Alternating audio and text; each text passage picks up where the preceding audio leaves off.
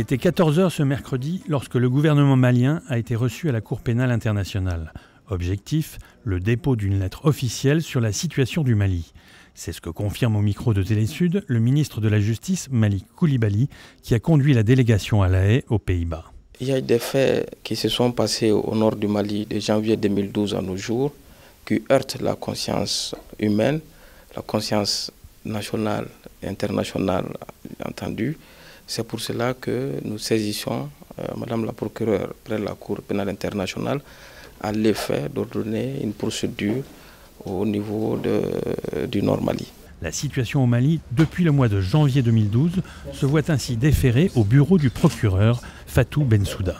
Mon bureau a reçu le renvoi de l'État malien concernant la situation au Mali, l'ensemble du territoire au Mali, depuis janvier 2012. Et c'est la 5e fois qu'un État africain me demande d'enquêter sur les crimes commis sur son territoire. La Cour pénale internationale doit procéder maintenant à un examen préliminaire avant d'ouvrir formellement une enquête sur tout crime de guerre commis depuis janvier, qu'il s'agisse de meurtre, d'enlèvement, de viol ou d'enrôlement d'enfants soldats au Mali. Les destructions du patrimoine pourraient également relever de la catégorie des crimes de guerre. Je rendrai une décision publique très prochainement.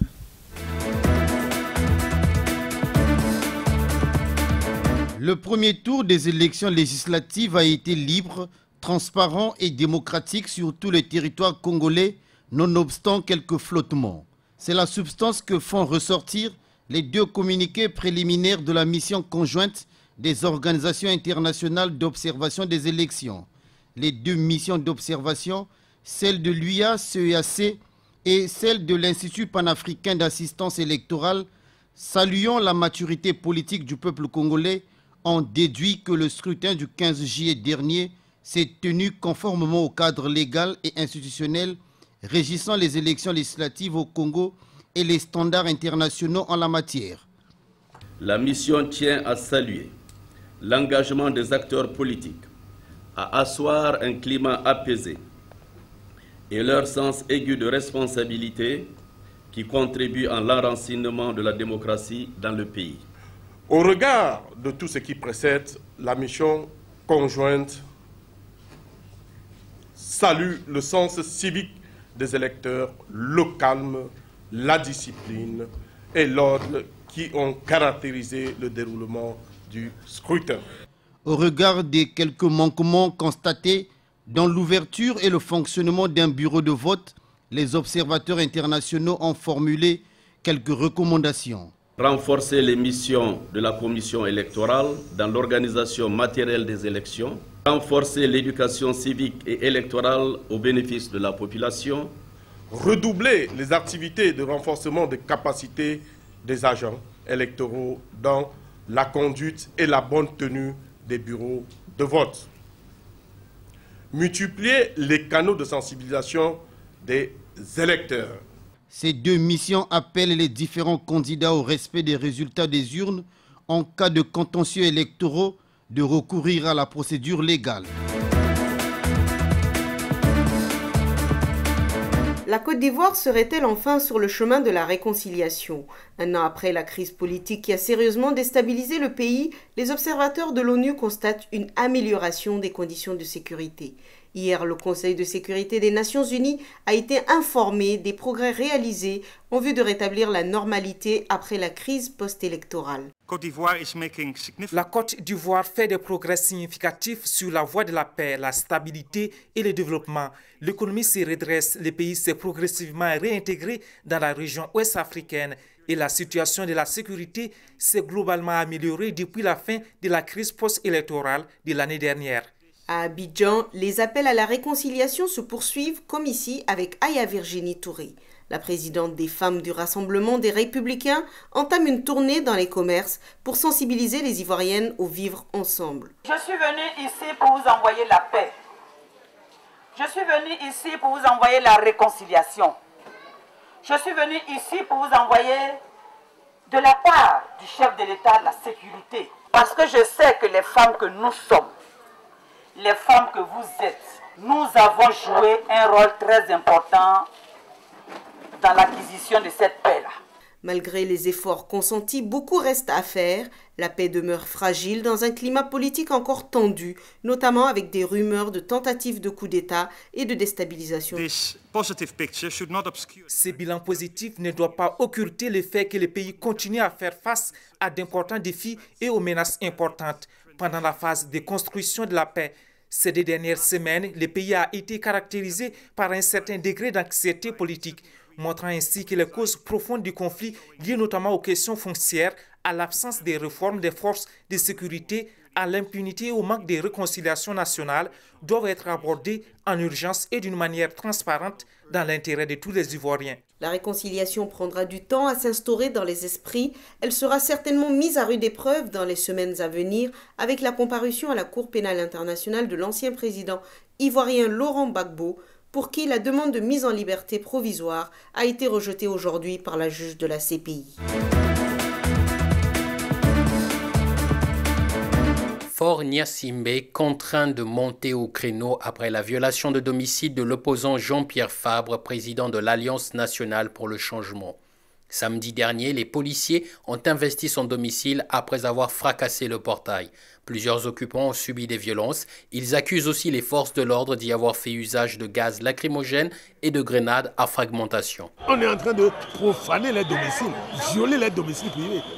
Mais un pouvoir qui arrive à ces extrémités-là, je crois que s'il n'est capable de faire ça, je crois qu'il n'a plus... Il n'y a plus aucune raison que ce pouvoir soit là pour nous diriger. Face au tollé suscité par l'opération de police, Faure Gnassingbé a donné 48 heures au ministre de la Sécurité et de la Protection civile par intérim pour lui fournir des éclaircissements sur l'attaque du domicile du leader de l'opposition togolaise. Ce mercredi, le ministre a finalement reconnu la responsabilité de la police. 4 policiers ont été sanctionnés. 60 jours d'arrêt de rigueur avec un passage devant un conseil de discipline. Jean-Pierre Fabre parle de mascarade et exige que les vrais auteurs soient punis. Il a décidé de porter plainte contre les forces de l'ordre. Ces événements interviennent à un moment où le Togo connaît une véritable crise au sommet de l'État. Le pays n'a toujours pas de Premier ministre depuis 8 jours et l'opposition, qui refuse toute entrée au futur gouvernement, maintient la pression sur le pouvoir en appelant régulièrement à descendre dans la rue. Voici environ 2 mois que la tension monte entre les pêcheurs, à majorité des Nigérians, et les commerçants camerounais. Ces derniers exigent que les produits de la pêche leur soient vendus en gros comme par le passé, afin qu'ils les revendent et en tirer des bénéfices. Les pêcheurs trouvent légitime de revendre eux-mêmes les fruits de leur labeur pour gagner davantage d'argent. Le problème de Youpé, c'est que les hautes autorités du pays ne veulent pas écouter nos cris de cœur. Nous souffrons tous les jours pour pêcher. C'est pour avoir de quoi manger, nourrir nos familles et payer la location dans ce pays. Les négociations menées jusque-là par les autorités n'ont pas ramené la paix entre les 2 parties.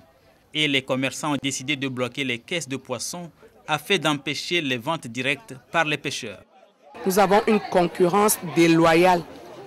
En telle enseigne que nous on ne respire même plus. Nous sommes asphyxiés. Notre puissant voisin d'à côté, le Nigeria, qui est venu sur Cameroun pour pêcher et vendre en gros, a subitement décidé de ne plus vendre en gros. Il vend, il pêche, il fume, il vend en gros et il revient faire le détail. Depuis un bon bout de temps, nos pêcheurs ont refusé carrément de nous vendre le poisson. On a essayé de les joindre, les supplier que le poisson est déjà trop cher. Nous n'arrivons pas à nous en sortir. La police a été dépêchée sur les lieux pour ramener le calme et le sous-préfet de la localité vient d'interdire toute activité de pêche dans le fleuve Wouri. Une rencontre entre pêcheurs et commerçants devrait avoir lieu dans les prochains jours. On le voit bien dans ce village, la vie des acteurs de la pêche n'a pas l'allure d'un long fleuve tranquille. Il faudra beaucoup de temps pour résoudre la crise de l'euro. C'est la principale conclusion de la dernière évaluation des évolutions économiques dans la zone euro du Fonds monétaire international. Les pays de la zone euro doivent donc poursuivre leurs efforts de réduction des déficits pour rétablir la santé des finances publiques. Le FMI estime que c'est le seul moyen de rétablir la confiance et d'obtenir l'aide dont ils ont besoin. Je tiens à souligner que nous, avec les Européens, nous accordons aux pays des prêts à des taux raisonnables, ce qui n'est pas à leur disposition dans l'environnement actuel des marchés de capitaux internationaux. Certains pensent que nous cherchons tout simplement à apaiser les marchés financiers, mais je voudrais rappeler que c'est de l'aide officielle que nous accordons. Pour les responsables du FMI, le problème auquel fait face l'Europe n'est pas purement économique. La fiabilité de l'union monétaire dépend également de la volonté politique de ses dirigeants à surmonter les difficultés actuelles.